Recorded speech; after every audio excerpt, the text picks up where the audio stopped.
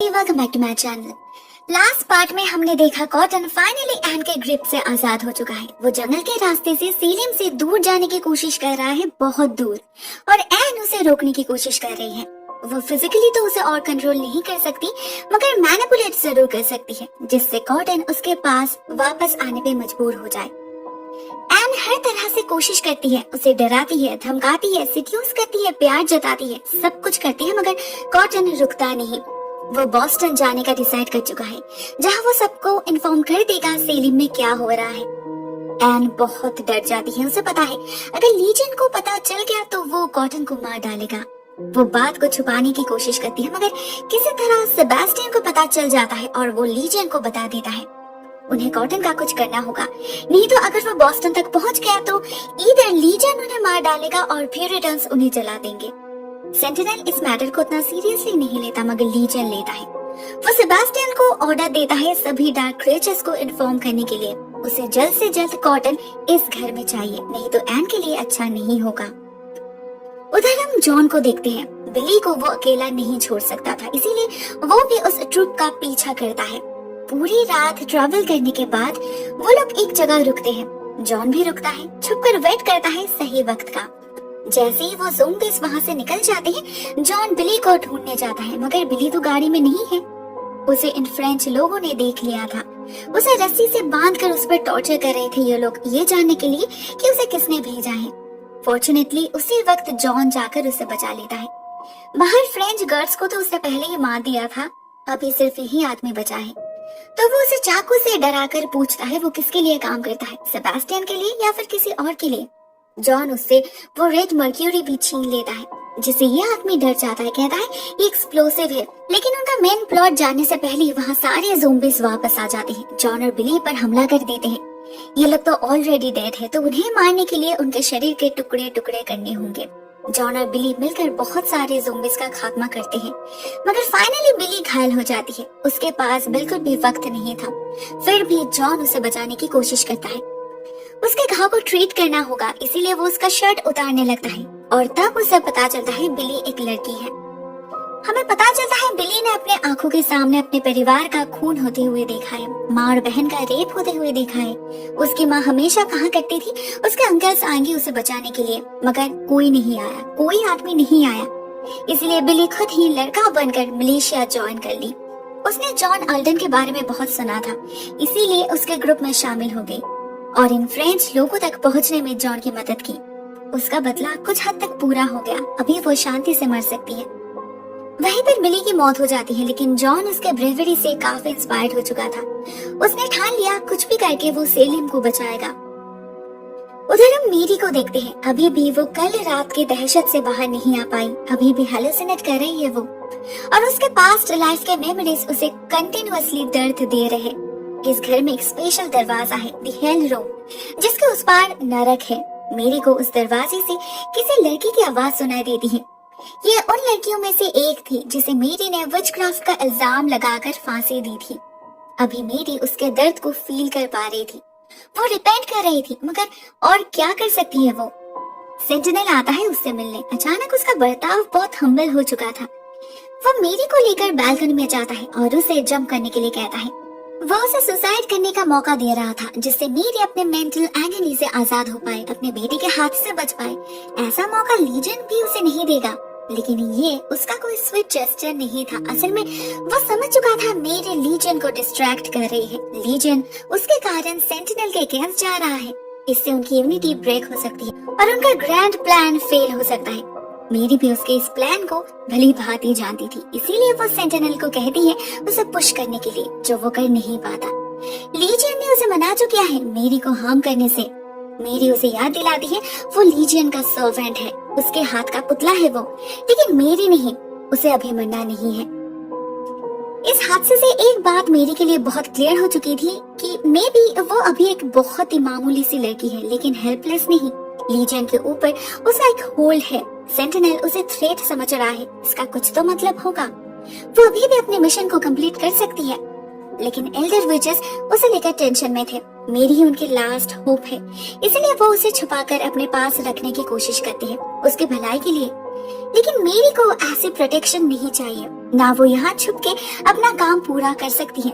उसे उस घर में रह के लीजियन को मारना होगा। तो वो वापस आ जाती है अपने बेडरूम में, जहाँ उससे मिलने आती है टिटूबा। उसने खुद को हील कर लिया है। पिछले कुछ दिनों से वो एक बिल्ली के जरिए, काले बिल्ली के जरिए इस घर में नजर रख रही थी। सब कुछ देखा है उसने और इसीलिए वो मेरी को वार्न करने आई है। उसे शक है उनके हाइव में कोई स्पाई है, इसीलिए वो मेरी को एल्डर विचेस से दूर रहने के लिए कहती है। वैसे ये शक तो मेरी को भी है। उसे जिंदा देख लीजियन बिल्कुल भी सरप्राइज्ड क्यों नहीं हुआ, एज इफ उसे पता था मेरी आने वाली है। लेकिन इसका मतलब ये तो नहीं कि वो टिटूबा पर भी भरोसा करे। दूसरी तरफ हम मर्सी को देखते हैं हथौन के साथ। सरप्राइजिंगली उन दोनों के बीच एक लव रिलेशन स्टार्ट हुआ है। हथौन अब उसका पपेट नहीं बल्कि विलिंगली उसके साथ रह रहा है। मर्सी भी उससे प्यार करती है। एक दिन हथौन उससे सेलिम की प्रेजेंट हालत डिस्कस करता है। इधर रिफ्यूजीज की प्रॉब्लम, उधर फ्रेंच और नेटिव हमले का डर। उससे सब कुछ मैनेज नहीं हो रहा। उसे डर है कोई और सिलेक्ट मैन, स्पेशल पोर्टमैन उससे उसका पोस्ट न छीन ले।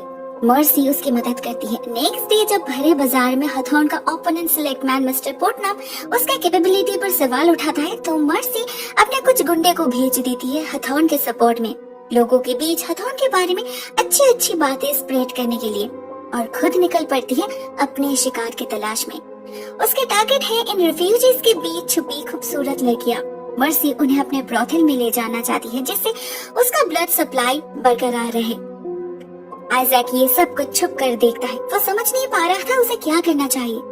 लास्ट टाइम तो उसने मर्सी के हाथ से एक बच्चे को बचा लिया, मगर इन लड़कियों को वो कैसे बचाए?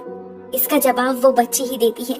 उसका नाम है डॉर्कस। उसका कोई नहीं, तो उस दिन के बाद से वो आइजैक के साथ ही रहने लगी थी। वो आइजैक को इंस्पायर करती है इन लड़कियों को बचाने के लिए। आइजैक भी यही चाहता था। तो उसी दिन जब मर्सी बाहर थी, वो जाता है उस ब्रॉथल में। वहाँ लड़कियों को कहता है भागने के लिए, लेकिन उनसे बात करके आइजैक समझ जाता है ये लड़कियां यहाँ पर अपनी मर्जी से रह रहे हैं। थोड़े से खून के बदले मर्सी उन्हें जो फूड और सिक्योरिटी प्रोवाइड करती है, उसी से वो लोग खुश है। कैद यहाँ पर ये लड़कियां नहीं बल्कि वो लोग हैं जिनके मैनहुड मर्सी अपने पास रखती है। आइजैक तभी चोरी छुपे मर्सी के कमरे में जाता है और मौका मिलते ही सारे बर्ड्स को आजाद कर देता है। वो श्योर नहीं था इससे कोई फर्क पड़ेगा या नहीं, मगर हम देखते हैं जैसे ये बर्ड्स आजाद होते हैं उन लोगों का भी होश लौट आता है और वो सभी मिलकर मर्सी को चाकू से स्टैब करने लगते हैं। मर्सी किसी तरह ब्रॉथल लौट आती है, मगर वो भयानक घायल हो चुकी थी। हथौन आता है उसे देखने। वो उसी वक्त डॉक्टर को बुलाता है, मगर मर्सी कहती है उसे किसी डॉक्टर की जरूरत नहीं, खून की जरूरत है। मगर वो और इन लड़कियों से खून मांग नहीं सकती। वो नहीं चाहती इसके लिए किसी की मौत हो जाए। इवन वो हथौन को उसका परमानेंट क्योर भी दे देती है, जो हथौन नहीं लेता। वो सिर्फ इस दवाई के लिए नहीं आता यहाँ पर, वो मर्सी से प्यार करता है। लेकिन अभी खून वो कहाँ से लाए? तभी ब्रॉथल के सारे लड़कियां आ जाती है वहाँ पर। सभी अपने मर्सी से अपना हाथ काट कर खून देने लगते हैं। लगता है फाइनली मर्सी को सच्चा प्यार मिल चुका है और सच्चे दोस्त भी, जो उसके लिए कुछ भी कर सकते हैं। लेकिन शायद इस शहर में कोई और भी था जो चाहता था हथौन मैजिस्ट्रेट रहे। वो बार्बर जो उसके ओपोनेंट सिलेक्टमैन का खून कर देता है। सेबास्टियन के कहने पर अब सेलिम में रिफ्यूजीज की कमी कभी नहीं होगी, कियोस बढ़ेगी और ज्यादा लोगों की मौत होगी। तैयार होगा हेल ऑन अर्थ। दूसरी तरफ सिपली मैंशन में हवा गर्म हो रहा था। पूरा एक दिन बीत चुका है, मगर कॉटन का कुछ भी अता पता नहीं।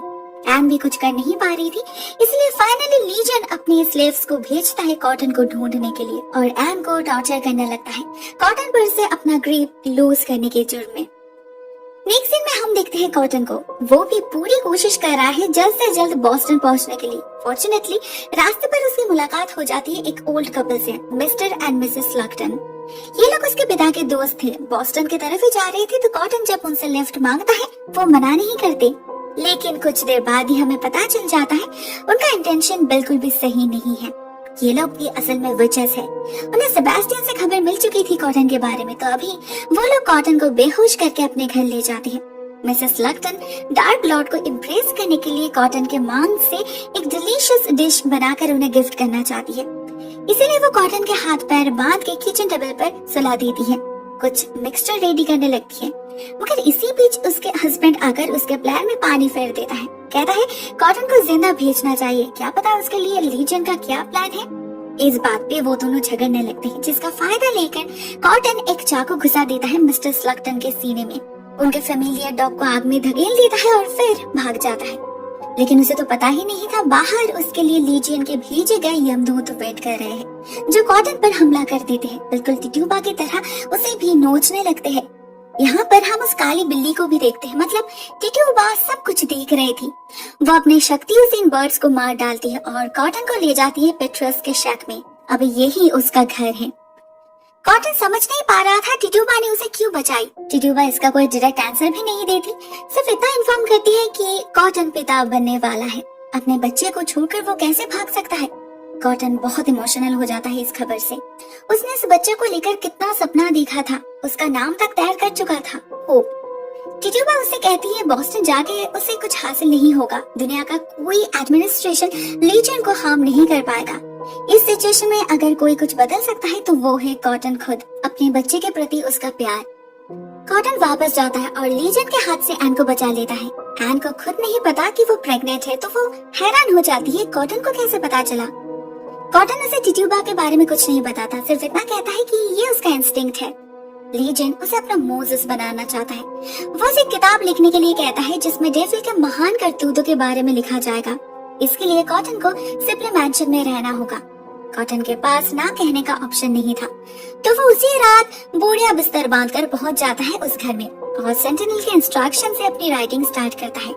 लेकिन इस घर में उसे बहुत अजीब अजीब से एक्सपीरियंसेस होने लगते हैं। उसे हमेशा ऐसा लगने लगता है अंधेरे कोने से कोई इस पर नजर रख रहा है, कोई डार्क प्रेजेंस। एक दिन वो उसका पीछा करके उस हेल रूम तक भी पहुंच जाता है। अंदर से किसी की आवाज आ रही थी, जैसे कोई दर्द में हो। वो जब की होल से अंदर झांकता है तो उसकी रूह कांप जाती है। अंदर वो खुद था, उसका लहूलुहान शरीर उल्टा क्रॉस से लटक रहा था, दर्द में तड़प रहा था वो। कॉटन बहुत ज्यादा डर जाता है। तभी उसे मिलती है मेरी। मेरी उससे मदद मांगने आई थी, कहने आई थी इस शैतान को हराने में उसे कॉटन का साथ चाहिए। मगर कॉटन किसी पर भरोसा करने की हालत में नहीं था, मेरी पर तो बिल्कुल भी नहीं। उसके झांसे में फंसकर ही उसने अपने पिता का खून किया था। वो अभी तक वो जुर्म भूल नहीं सका। मेरी को भी अपनी गलती याद है, इनफैक्ट सब कुछ याद है उसे, इसीलिए तो वो इतने डिफिकल्ट सिचुएशन में भी हार नहीं मान रही। वो उस रात भी एक प्लान बनाती है। वो जाती है लीजियन के पास, कहती है उसकी लाइफ में कोई पर्पस नहीं, कोई वजह नहीं। उसने एक आवाज सुनी कल रात जो उसे सुसाइड करने के लिए कह रही थी। सेंटिनल बहुत डर जाता है, लेकिन मेरी उसके नाम नहीं बताती। लीजियन को शायद कुछ भनक लगी होगी। वो सेंटिनल को कमरे से जाने के लिए कहता है और प्राइवेटली मेरी से शेयर करता है अपने दिल की बात। कहता है वो बहुत जल्द सारे यूनिवर्स का मालिक बन जाएगा, तब मेरी एज हिज ब्राइड उसके साथ इन यूनिवर्स को रूल करने वाली है, गॉडेस बन जाएगी वो। उनके लिए बहुत कुछ वेट कर रहा है जो मेरी ने सपने में भी नहीं सोचा। नेक्स्ट डे सेंटिनल आता है मेरी से बात करने। वो थैंकफुल है और कुछ हद तक हैरान भी, मगर मेरी उससे दोस्ती करने की कोशिश करती है जिससे वो लीजियन की दुश्मन बन पाए। वो सेंटिनल से कहती है कल लीजियन ने उसे प्राइवेटली क्या पता है वो उसे भी बता सकती है, मगर बदले में उसे जानना है कि सिक्स हाइव में उनका कोई स्पाई है या नहीं। सेंटिनल कहता है हाँ है, मगर कौन है उसे नहीं पता। मेरी को जवाब मिल चुका था, तो अभी वो अपना खेल शुरू करती है। कहती है लीजियन के फ्यूचर प्लान में उन लोगों का कोई प्लेस नहीं, वो तो सिर्फ अपने और अपने ब्राइड के बारे में सोच रहा है। सेंटिनल बहुत गुस्सा हो जाता है। उसने और उसके ब्रदर्स ने लीजियन के सपोर्ट में गॉड को बिट्रे किया, उनके फादर को उसके अगेंस्ट गया, लाखों सालों तक नरक के आग में जलता रहा। अभी भी वो लोग वहाँ इम्प्रेजेंट है और ये लीजियन यहाँ सिर्फ अपने बारे में सोच रहा है। उन्हें आजाद करने का कोई प्लान नहीं है उसके पास। वो लीजियन को लिटरली थ्रेट देता है कि अगर ऐसा ही चलता रहा तो अच्छा नहीं होगा। उन दोनों के बीच एक मिसअंडरस्टैंडिंग क्रिएट हो जाती है, कन्फ्लिक्ट क्रिएट हो जाती है, एग्जैक्टली जैसे मेरी जाती थी। उसी दिन टिट्यूबा जाती है एल्डर विचेस के पास, अपनी सीयर पावर से उस स्पाई को ढूंढ निकालती है और बाकी विचेस के साथ मिलकर उसे मार डालती है।